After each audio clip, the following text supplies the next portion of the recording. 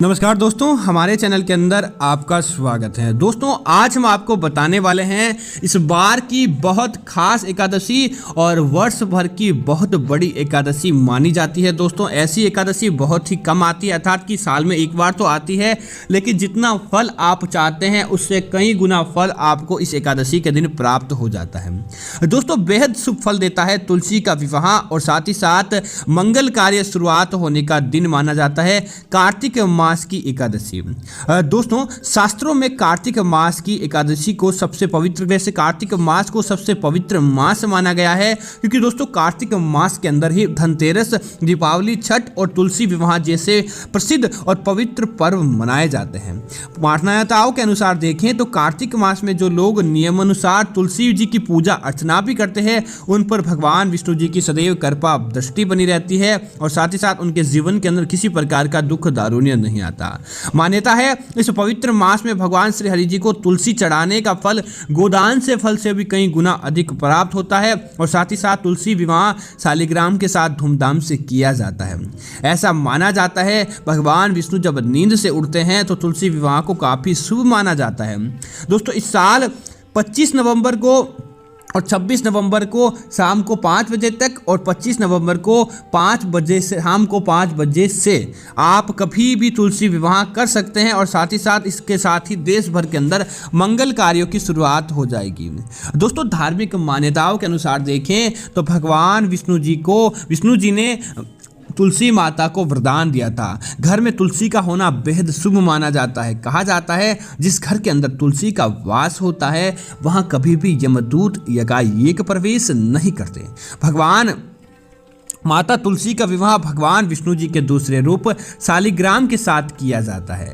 कथा के अनुसार भगवान विष्णु ने एक बार प्रसन्न होकर तुलसी को वरदान दिया कि मैं तुझे शालिग्राम के नाम से भी जाना जाएगा और जो उनका विवाह तुलसी के साथ करवाएगा उसकी सारी मनोकामनाएं पूरी होगी। तभी से दोस्तों आपको इसका फायदा उठाना चाहिए। आपको इस तुलसी विवाह वाली एकादशी, देव उठनी एकादशी के दिन तुलसी का विवाह जरूर करना चाहिए। और अंत में हम आपको बताएंगे कि आपको एक विशेष उपाय क्या करना चाहिए, तुलसी के नीचे ऐसी कौन सी चीज रखनी चाहिए ताकि आपके घर परिवार के अंदर माता लक्ष्मी और भगवान विष्णु की सकारात्मकता बनी रहे और तुलसी माता का सदैव आशीर्वाद आपको प्राप्त होता रहे। दोस्तों, तुलसी विवाह पर भगवान विष्णु जी की पूजा का बड़ा महत्व है।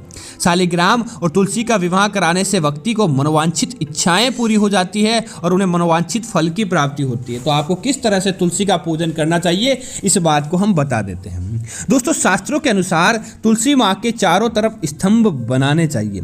इन स्तंभों को तोरण से सजाना शुभ माना जाता है। साथ ही इन पर स्वास्तिक का शुभ चिन्ह बनाएं, क्योंकि दोस्तों स्वास्तिक भगवान श्री गणेश का रूप माना जाता है। तो समझ लीजिए कि जहाँ स्वास्तिक होगा वहाँ भगवान श्री गणेश जी का आगमन हो जाएगा और वह आपके घर के अंदर अपने आप ही फायदा देने का कार्य करता है। इसके बाद वहाँ एक रंगोली बनाएं, कमल के साथ ही शंख चक्र या गाय के पैर का चिन्ह बनाकर आपको उनकी सर्वांग पूजा करनी चाहिए। उसके बाद माता तुलसी जी को माँ को धूप, दीप, रोली, सिंदूर, चंदन व वस्त्र अर्पित करें। फिर तुलसी माँ के चारों तरफ दीप और धूप जलाएं और विधि विधान से पूजा अर्चना करें।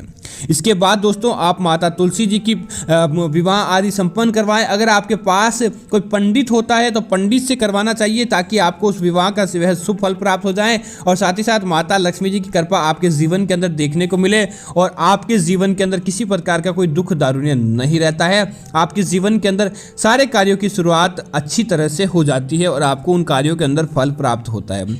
दोस्तों, एकादशी तिथि का प्रारंभ जल्दी हो जाएगा, 25 नवंबर को हो जाएगा और 26 नवंबर को वह अपने आप ही समाप्त हो जाता है। 26 नवंबर को सुबह समझ लीजिए कि 5:10 से द्वादशी तिथि का प्रारंभ हो जाता है और एकादशी तिथि 26 नवंबर की सुबह 5:10 पर समाप्त होगी और 25 नवंबर सुबह 2:42 से एकादशी तिथि शुरुआत हो जाएगी। इसी वजह से इस बार की एकादशी आप कंफ्यूज ना हो, आपको इस बार की एकादशी 25 नवंबर को ही मनानी है और 25 नवंबर को ही तुलसी का विवाह करना है। और जो तुलसी का विवाह शालिग्राम जी के साथ किया जाएगा तो आपको कई गुना उसका फल प्राप्त हो जाएगा। अब दोस्तों हमने आपको इस वीडियो के पहले शुरुआत के अंदर ही बताया था कि आपको ऐसा तुलसी के विवाह के साथ ऐसा कौन सा उपाय करना चाहिए ताकि आपको उसका फल प्राप्त हो और यह तुलसी एकादशी का आपको संपूर्ण लाभ प्राप्त हो जाए। तो दोस्तों हमने बताया कि माता तुलसी जी पर चढ़ा दे यह एक चीज, समझ लीजिए कि आपका भाग्य उदय हो जाएगा, आपके भाग्य के अंदर अपने आप ही तरक्की देखने को मिलेगी और माता तुलसी की कृपा से आपके घर परिवार के अंदर किसी भी तरह का कोई दोष दारुण्य नहीं रहता है। दोस्तों एकादशी की यह दोस्तों तिथि समझ लीजिए कि माता तुलसी के विवाह के लिए बहुत अच्छी रहती है और इस दिन माता तुलसी की कृपा कोई भक्त प्राप्त कर लेता है तो समझ लीजिए कि उसके जीवन के अंदर कभी भी दुख दारुण्य नहीं रहता है।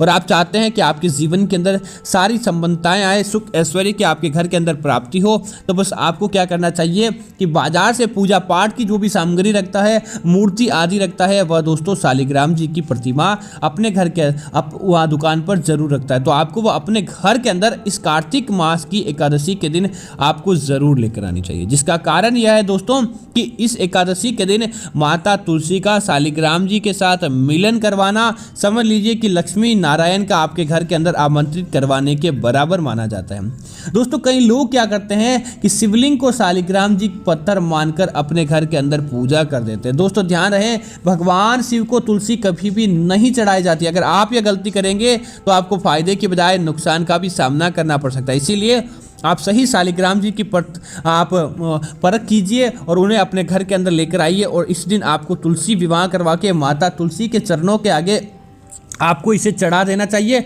माता तुलसी के आगे इनको आपको रख देना चाहिए। उसके साथ ही लाल पुष्प चढ़ाएं, एक सुंदर दीप चढ़ाएं और साथ ही साथ थोड़े से अक्षत लेकर माता तुलसी का अभिषेक करें। दोस्तों निश्चित तौर पर आपके घर परिवार के अंदर जो आप मनोकामना मांगेंगे वह आपकी मनोकामना पूरी होगी और माता तुलसी का आपको आशीर्वाद प्राप्त होगा। आपको एक मंत्र इस दिन जरूर बोलना चाहिए। दोस्तों यह मंत्र समझ लीजिए कि आपके सारे कामों को बनाने वाला, माता तुलसी की कल्पना और माता तुलसी की मनोकामना पूरी करवाने वाला और समझ लीजिए कि आपके सारे कामों के अंदर आपको विजय प्राप्त करवाने वाला मंत्र होता है। तो दोस्तों कमेंट के अंदर तो आपको जय मां तुलसी का जाप जरूर करना है और साथ ही साथ वीडियो को आपको ध्यानपूर्वक सुना, इसके लिए आपको धन्यवाद। इस मंत्र को आपको जरूर आपको बोलना चाहिए। दोस्तों मंत्र है महाप्रसाद जननी सर्व सौभाग्य वर्धिनी आदि व्याधि हरा नित्य तुलसी मां नमस्तुस्ते। इस मंत्र का आपको जाप करना चाहिए ताकि आपको इसका फायदा प्राप्त हो और माता तुलसी की कृपा आपके घर परिवार के अंदर और आपके जीवन के अंदर देखने को मिले और माता तुलसी की वजह से आपके सारे काम बन जाए। दोस्तों इस एकादशी के दिन ऐसा माना जाता है कि अगर कोई भक्त भगवान विष्णु जी को तुलसी के पत्ते भी अर्पित करता है और तुलसी के पत्ते भी चढ़ाता है तो समझ लीजिए कि उसके सारे काम अपने आप ही जाते हैं और तुलसी माता की कृपा से उसके घर परिवार के अंदर कभी भी किसी प्रकार का कोई दुष्ट दारुण्य देखने को नहीं मिलता है।